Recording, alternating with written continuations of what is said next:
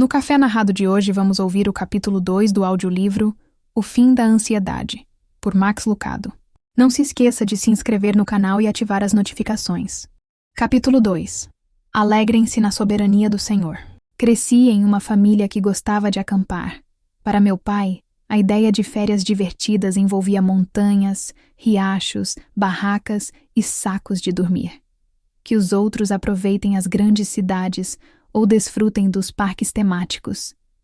A família Lucado deixava o Mickey de lado e seguia para as montanhas rochosas. Tentei continuar essa tradição com minha própria família, mas não tive sorte.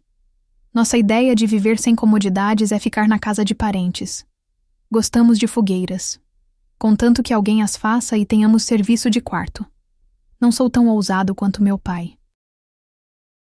Ele amava as coisas de acampamento tanto quanto viagens para acampar. Um dia, quando eu estava com quase 9 anos, ele voltou de uma loja que vendia artigos do exército com uma barraca, a qual passou a fazer parte da tradição da família Lucado. Era enorme. Nela cabia uma dúzia de camas portáteis. Podíamos montá-la em volta de uma mesa de piquenique e ainda ter espaço para sacos de dormir. Uma barraca grande, naturalmente, requer estacas estáveis. Essa veio com 2. Não confunda essas estacas com a versão fina e retrátil de alumínio que acompanha. Barracas de tamanho médio. Não, senhor. Essas estacas eram de ferro fundido e da largura de um antebraço. O abrigo não era sofisticado. Nada de zíper nas portas. Nada de mosquiteiro. E nada de se camuflar no mato. Mas era resistente. Os ventos podiam uivar. As chuvas do verão podiam cair. As pedras de granizo podiam ser grandes. O tempo podia até virar, mas não iríamos a lugar algum. Em uma ocasião, estávamos acampados no Estes Park, no Colorado, com 8 irmãos de meu pai. O céu, de repente, escureceu e ficou carregado. A chuva começou a bater no chão e o vento dobrava os pinheiros. Todo mundo saiu correndo para as barracas. Em questão de segundos, todos saíram das barracas e correram para a nossa. Afinal, era a única com 2 estacas de ferro fundido. Penso que você e eu poderíamos usar um conjunto dessas estacas. O mundo sabe como criar alguns ventos fortes. Quem entre nós não buscou proteção contra os elementos da vida? Quem dera nossas tempestades se limitassem ao vento e à chuva? Nossas tempestades consistem nos grandes Ds da vida: dificuldades, divórcio, doença e desaparecimento, morte. Alguém sabe onde encontrar um abrigo adequado para esses vendavais? O apóstolo Paulo sabia. Se alguém tinha motivo para ser ansioso, era ele. Deixe sua imaginação transportá-lo para 2000 anos atrás. Imagine um velho olhando pela janela de uma prisão romana. Paulo tem aproximadamente 60 anos. 30 anos como cristão, praticamente não há um porto no Mediterrâneo que ele não conheça. Vê como ele está curvado? Ele está pele e osso. Está assim por causa dos quilômetros percorridos e dos açoites sofridos. Levou 39 chibatadas em 5 ocasiões diferentes. Foi espancado com varas triplas.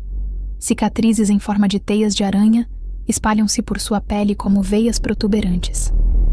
Ele já foi dado como morto.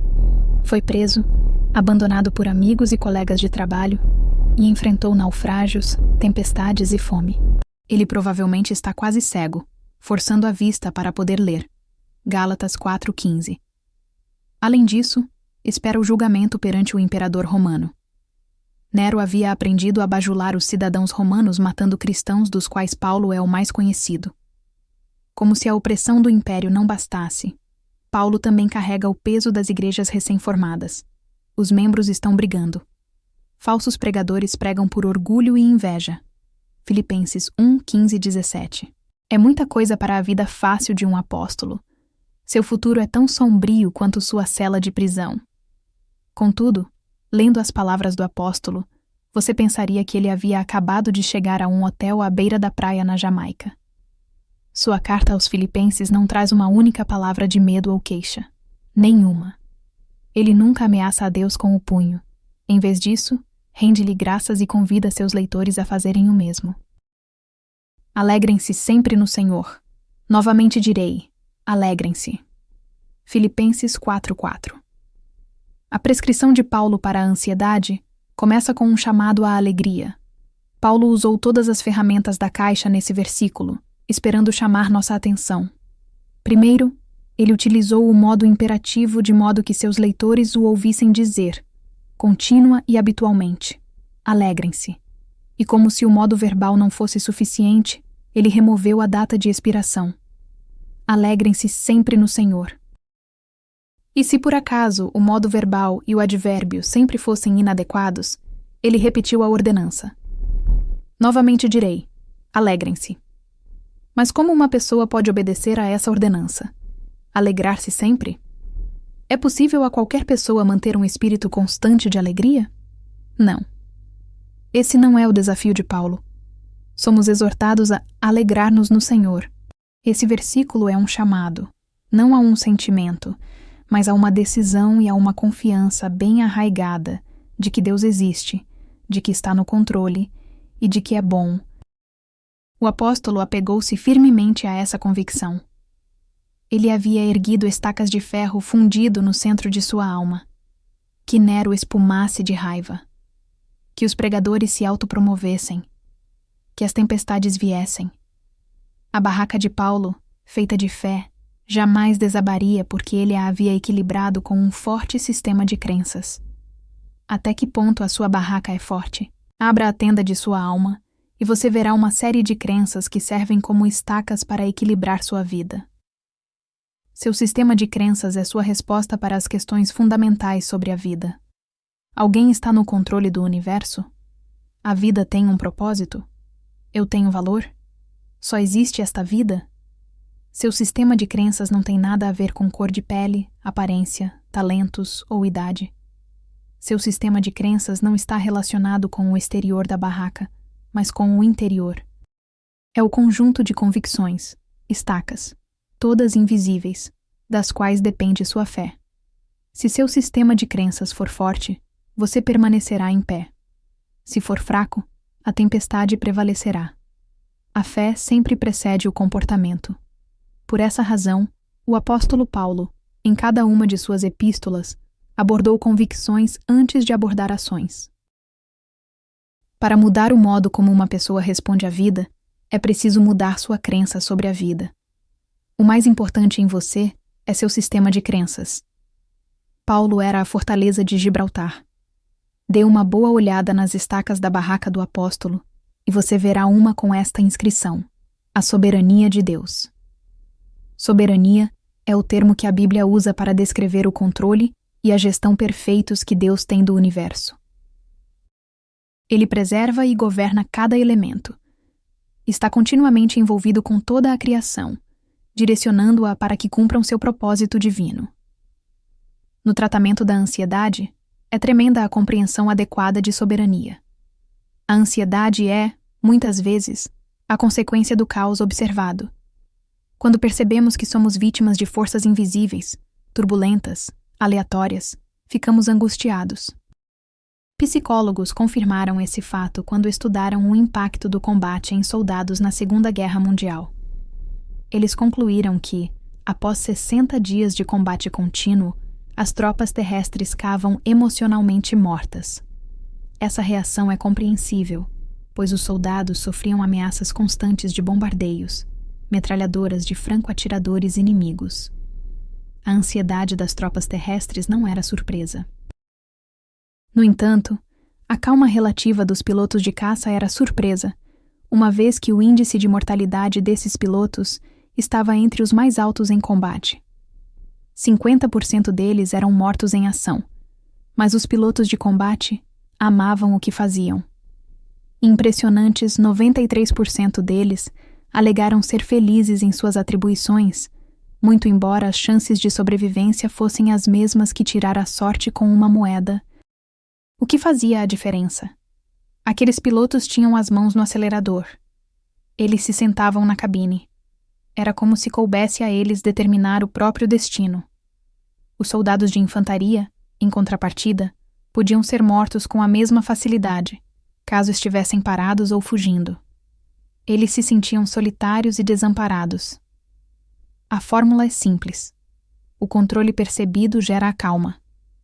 A falta de controle produz medo. Você não precisa de uma guerra para provar essa fórmula. Um congestionamento de trânsito já é suficiente. Uma equipe de pesquisadores alemães descobriu que um engarrafamento aumenta em 3 vezes as chances de uma pessoa ter um ataque cardíaco. Faz sentido, pois o congestionamento total é a perda definitiva de controle. Podemos saber dirigir, mas aquele sujeito na pista ao lado não sabe. Podemos ser os melhores motoristas do mundo, mas o adolescente que fica teclando no celular pode determinar nosso fim. Não há previsibilidade, apenas estresse. A ansiedade aumenta à medida que o controle percebido diminui. Então, o que fazemos? Controlamos tudo? Nunca embarcamos em um avião sem paraquedas?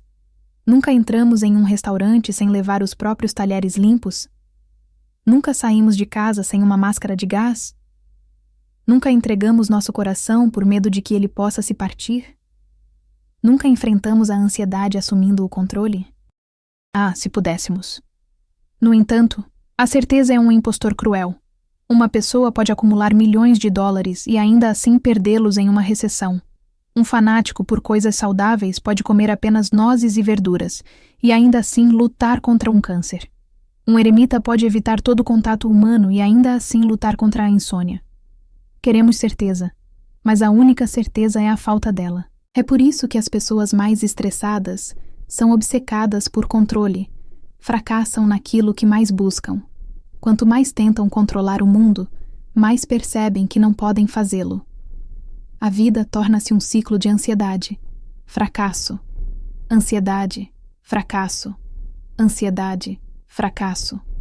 Não podemos assumir o controle, porque não cabe a nós essa tarefa. A Bíblia tem uma ideia melhor. Em vez de buscar o controle total, renuncie a ele. Você não pode dirigir o mundo, mas pode confiar que Deus o fará. Essa é a mensagem por trás da admoestação de Paulo. Alegrem-se no Senhor. A paz está ao nosso alcance, não por falta de problemas, mas por causa da presença de um Senhor soberano. Em vez de repetir o caos do mundo, alegre-se na soberania do Senhor, como fez Paulo. Aquilo que me aconteceu tem, ao contrário, servido para o progresso do Evangelho. Como resultado, tornou-se evidente a toda a guarda do palácio e a todos os demais que estou na prisão por causa de Cristo. Filipenses 1, 12, 13. E aqueles que causavam problemas na igreja? Aqueles que pregavam por inveja e rivalidade? Filipenses 1, 15. Seus motivos egoístas não são páreo para a soberania de Jesus. O importante é que, de qualquer forma, seja por motivos falsos ou verdadeiros, Cristo está sendo pregado, e por isso me alegro. Filipenses 1, 18. Paulo acreditava que Deus exaltou a Jesus à mais alta posição e lhe deu o nome que está acima de todo nome. Filipenses 2, 9. As condições poderiam ser horríveis na prisão, mas acima de tudo, há um Deus que é quem efetua em vocês tanto o querer quanto o realizar, de acordo com a boa vontade dele. Filipenses 2, 13. Ler Paulo é ler as palavras de um homem que, no mais íntimo de seu ser, acreditava na mão firme de um Deus bom. Ele era protegido pela força de Deus, preservado pelo amor de Deus. Viveu debaixo da sombra das asas de Deus. E você? Firme sua alma com a soberania de Deus. Ele reina de modo supremo sobre cada detalhe do universo. Não há sabedoria alguma, nem discernimento algum, nem plano algum que possa opor-se ao Senhor. Provérbios 21, 30. Deus age como lhe agrada com os exércitos dos céus e com os habitantes da terra. Ninguém é capaz de resistir à sua mão ou dizer-lhe, o quiseste. Daniel 4:35.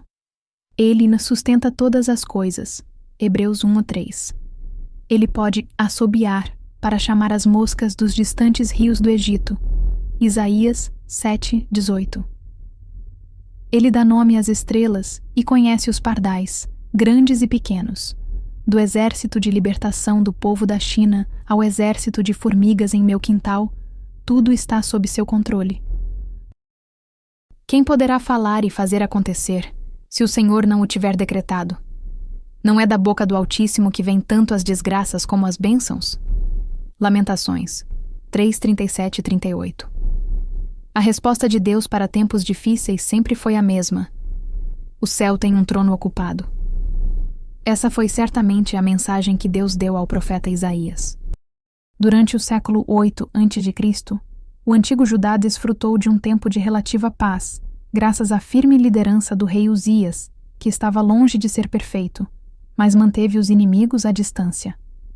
A despeito de ameaças de adversários de todos os lados, sua presença manteve a frágil sociedade livre de ataques por 52 anos. Então, Uzias morreu. Restou a Isaías, que viveu durante o governo do rei, razão suficiente para se preocupar. O que aconteceria com o povo de Judá agora que Uzias se fora? Ou, no seu caso, o que acontecerá agora que seu trabalho se foi? Ou que sua saúde já não está tão boa? Ou que há uma recessão na economia? Deus tem uma mensagem para seu povo quando a calamidade vem? Ele, certamente, tinha uma palavra para Isaías. O profeta escreveu: No ano em que o rei Uzias morreu, eu vi o Senhor assentado num trono alto e exaltado, e a aba de sua veste enchia o templo. Acima dele estavam serafins. Cada um deles tinha 6 asas. Com 2 cobriam o rosto, com 2 cobriam os pés e com 2 voavam. E proclamavam uns aos outros: Santo, Santo, Santo é o Senhor dos exércitos, a terra inteira está cheia da sua glória. Isaías 6:1-3. O trono de Uzias ficou vazio, mas o de Deus estava ocupado. O reinado de Uzias chegou ao fim, mas o de Deus não. A voz de Uzias silenciou, mas a de Deus continuou forte. Isaías 6:8-10. Ele estava e está vivo no trono, e é digno de adoração sem fim. Deus acalmou os medos de Isaías, não removendo o problema, mas revelando seu poder e sua presença. Pense nisso desta maneira. Suponha que seu pai seja o cirurgião ortopédico mais importante do mundo. Pessoas vêm de países distantes para se tratarem com ele. Regularmente, ele substitui articulações comprometidas por articulações boas. Com a mesma confiança com que um mecânico troca velas de um carro, seu pai remove e substitui quadris, joelhos e ombros. Aos 10 anos de idade, você é um pouco jovem para compreender as realizações de um renomado cirurgião. Mas você não é jovem demais para tropeçar e torcer o tornozelo. Você rola, se contorce no chão e grita por ajuda. Faltam algumas semanas para sua primeira dança na escola. Agora, não é hora de muletas. Não há tempo para mancar. Você precisa de um tornozelo bom. O seu é qualquer coisa, menos isso. Seu pai entra na sala, ainda com o avental cirúrgico, tira o sapato e a meia que você está usando e examina a lesão. Você geme quando vê o calombo do tamanho de uma bola de tênis. A ansiedade da adolescência entra em cena. Eu nunca mais vou andar, pai. Vai sim. Ninguém pode me ajudar. Eu posso. Ninguém sabe o que fazer. Eu sei. Não, você não sabe. Seu pai levanta a cabeça e lhe dirige uma pergunta. Você sabe o que eu faço para ganhar a vida? Na verdade, você não sabe. Você sabe que ele vai ao hospital todos os dias. Sabe que as pessoas o chamam de médico. Sua mãe o acha inteligente, mas você realmente não sabe o que seu pai faz. Então, diz ele enquanto coloca um saco de gelo em seu tornozelo, é hora de você descobrir. No dia seguinte, ele está no estacionamento da escola esperando por você depois da aula. Entre aí, quero que você veja o que faço, diz ele. Seu pai o leva ao consultório dele no hospital e lhe mostra a constelação de diplomas na parede. Ao lado deles, uma coleção de prêmios que incluem palavras como distinto e respeitável.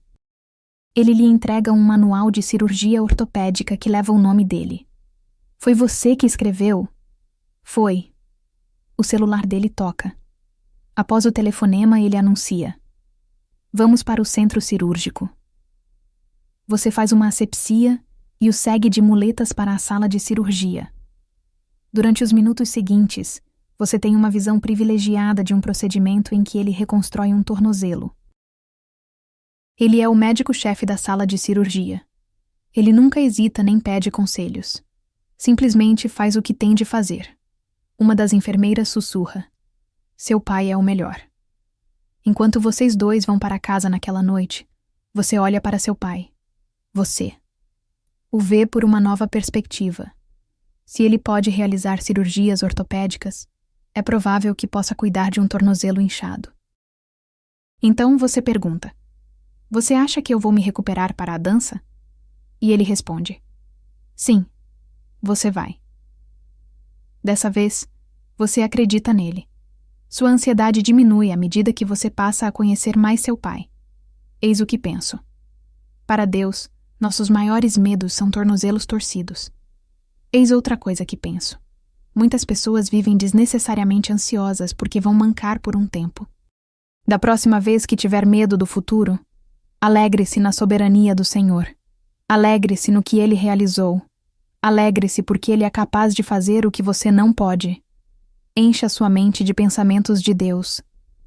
Ele é o Criador, que é bendito para sempre. Romanos 1:25. Ele é o mesmo, ontem, hoje e para sempre. Hebreus 13:8. Os teus dias jamais terão fim. Salmos 102:27. Ele é Rei, soberano, monarca absoluto e Senhor supremo de toda a história. Um simples movimento de sua sobrancelha e 1 milhão de anjos se vira e bate continência para ele. Todo trono é um estrado para o dele. Toda coroa é feita de papel machê perto da dele. Ele não consulta conselheiros, não precisa de congresso algum e nem se reporta a ninguém. Ele está no comando. A soberania dá ao santo o caminho interior para a paz. Outros veem os problemas do mundo e entrelaçam as mãos, preocupados. Nós vemos os problemas do mundo e dobramos os joelhos. Foi o caso de Jeremias. Tirou-me a paz. Esqueci-me o que é prosperidade. Por isso digo, meu esplendor já se foi, bem como tudo o que eu esperava do Senhor. Lembro-me da minha aflição e do meu delírio, da minha amargura e do meu pesar. Lembro-me bem disso tudo, e a minha alma desfalece dentro de mim. Lamentações 3:17 e 20. Jeremias foi o profeta de Judá durante um dos períodos mais sombrios de rebelião. O povo chamava-o de profeta chorão, porque era assim que ele era. Ele chorou diante da condição do povo e da depravação da fé que esse povo demonstrava. Foi ansioso a ponto de escrever um livro chamado Lamentações. Mas então, considerou a obra de Deus. Com determinação, elevou os pensamentos ao seu rei. Observe a intencionalidade em suas palavras. Todavia, lembro-me também do que pode me dar esperança. Graças ao grande amor do Senhor, é que não somos consumidos, pois as suas misericórdias são inesgotáveis. Renovam-se cada manhã. Grande é a sua deidade. Digo a mim mesmo: a minha porção é o Senhor. Portanto, nele porei a minha esperança. O Senhor é bom para com aqueles cuja esperança está nele, para com aqueles que o buscam. É bom esperar tranquilo, pela salvação do Senhor. Lamentações 3:21-26. Erga os olhos, não se perca em seus problemas.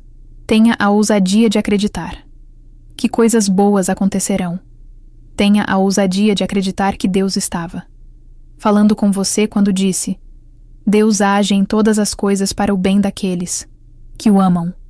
Romanos 8:28. A mente não pode estar cheia de Deus e de medo ao mesmo tempo. Tu, Senhor, guardarás em perfeita paz aquele cujo propósito está firme, porque em ti confia. Isaías 26:3. Você está angustiado, inquieto, não consegue dormir? Então, alegre-se na soberania do Senhor. Eu o desafio. Ouso desaá-lo a expor suas preocupações em uma hora de adoração. Suas preocupações derreterão como gelo na calçada em um dia de verão. A ansiedade passa à medida que a confiança aumenta. Em outra passagem bíblica, Jeremias faz uma conexão direta entre fé e paz. Bendito é o homem, cuja confiança está no Senhor, cuja confiança nele está. Ele será como uma árvore, plantada junto às águas, e que estende as suas raízes para o ribeiro. Ela não temerá quando chegar o calor, porque as suas folhas estão sempre verdes, não ficará ansiosa no ano da seca. nem deixará de dar fruto. Jeremias 17, 7, 8. Grifo nosso. Muitos anos atrás, passei uma semana visitando o interior do Brasil com um piloto que era missionário há bastante tempo. Ele sobrevoava um circuito de cidades remotas em um avião bimotor que ameaçava desmontar a menor rajada de vento. Wilbur e Orville tinham um avião mais resistente. Eu não conseguia me sentir à vontade. Ficava imaginando que o avião cairia em alguma floresta brasileira e eu seria devorado por piranhas ou engolido por uma sucuri. Não parava de me mexer, de olhar para baixo e de me segurar no assento, como se isso ajudasse. Por fim, o piloto se cansou da minha agitação.